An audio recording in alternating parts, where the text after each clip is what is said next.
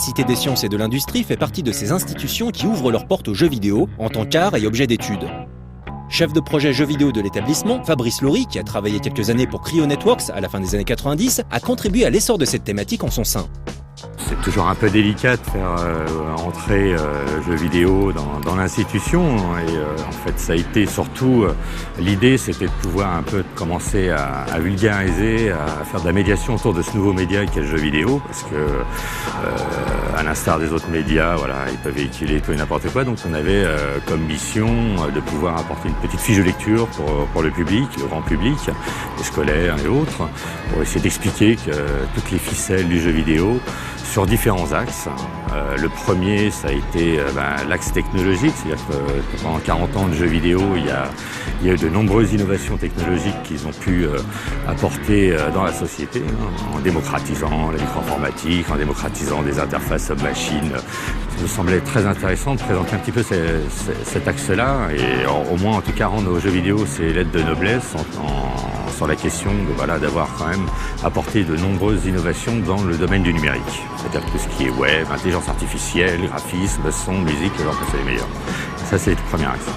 Ensuite, la deuxième mission qui nous a semblé importante, c'était de présenter un peu le jeu vidéo et ses coulisses, entre autres comment on fabrique un jeu vidéo, parce qu'aujourd'hui, il y a de nombreux métiers émergents qui sont apparus dans le jeu vidéo. Donc il y a beaucoup d'intérêt pour nous, c'est de susciter un peu aux vocations technologiques, culturelles et artistiques. Donc on a organisé pas mal de choses autour de ça, au sein de l'exposition, au sein aussi de la programmation. Une exposition dédiée aux jeux vidéo, à laquelle nous avons d'ailleurs consacré un précédent reportage visible sur No Life Online et Noco, a en effet été accueillie par la Cité des sciences et de l'industrie. Ouverte le 22 octobre 2013, le jeu vidéo L'Expo fermera ses portes le 22 août prochain. Parallèlement à celle-ci, des ateliers complémentaires sont organisés pour des élèves de la 4e à la terminale. Et parallèlement à ces ateliers liés à l'Expo, d'autres encore sont régulièrement organisés par la Cité des sciences et de l'industrie ainsi que Isart Digital. Là, on est dans l'atelier que la Cité des sciences a prévu pour une initiation au métier du jeu vidéo. Aujourd'hui, on fait un atelier sur le level design. Donc on ne va pas utiliser d'ordinateur pour ce faire, on va utiliser de la pâte à modeler, du carton-plume et des billes pour initier en fait à qu'est-ce que c'est que le level design. On a deux autres ateliers qui sont basés sur les deux autres grands métiers du jeu vidéo. On a un atelier de création de personnages, de chara design, et un autre de programmation. Donc ça correspond aux trois grandes formations qu'on a à Isart sur le pôle jeu vidéo. Eddy est enseignant et responsable pédagogique Game Design à Isart Digital.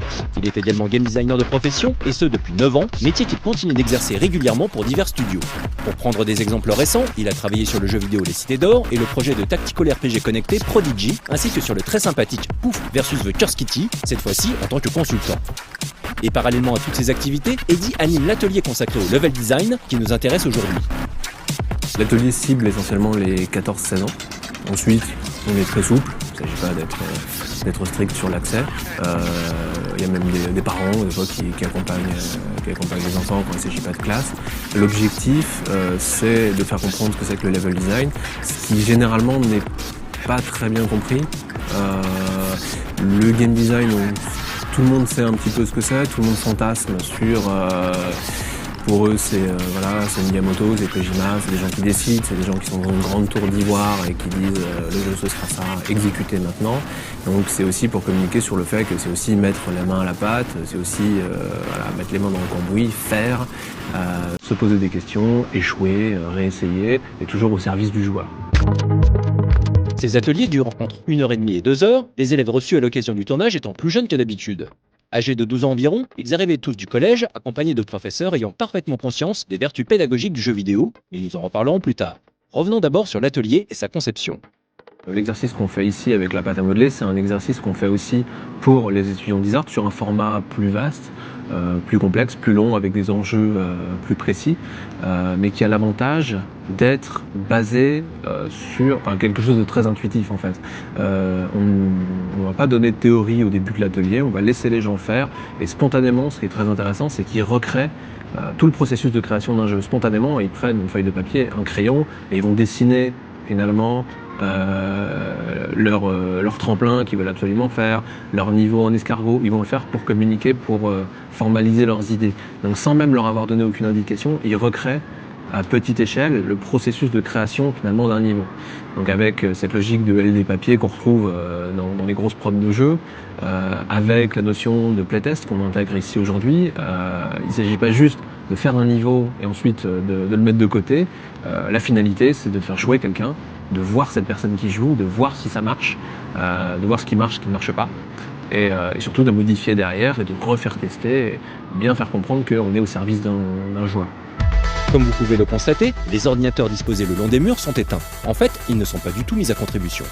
On ne passe pas sur des ordinateurs ensuite pour concrétiser, mais finalement ce ne serait pas concrétisé, ce serait virtualiser quelque chose qui est déjà très concret.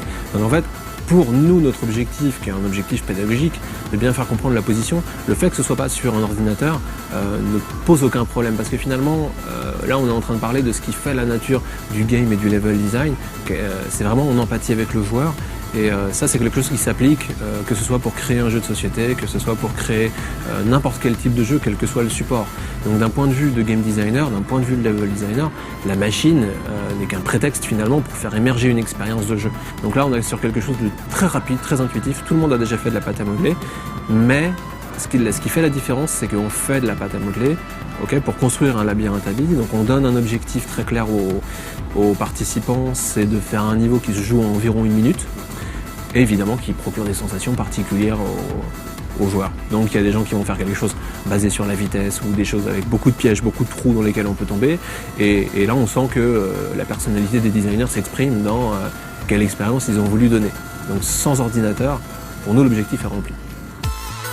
Le jeu vidéo est encore aujourd'hui avant tout perçu comme un loisir pour enfants. On peut donc s'interroger sur la perception de ce média et des innombrables métiers qui lui sont associés par les jeunes élèves accueillis dans ces ateliers.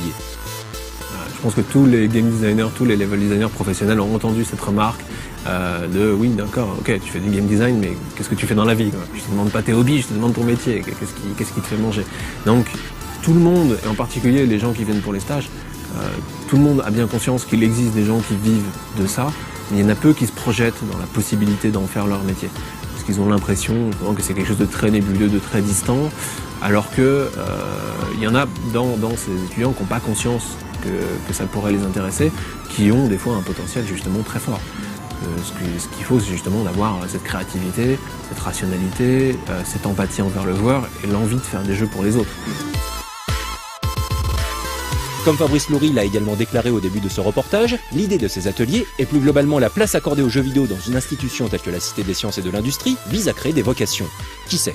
Parmi tous ces jeunes adolescents se cache peut-être le prochain Marc Cerny, le grand architecte de la PS4, qui a lancé sa carrière en créant le mythique Marble Madness à l'âge de 18 ans.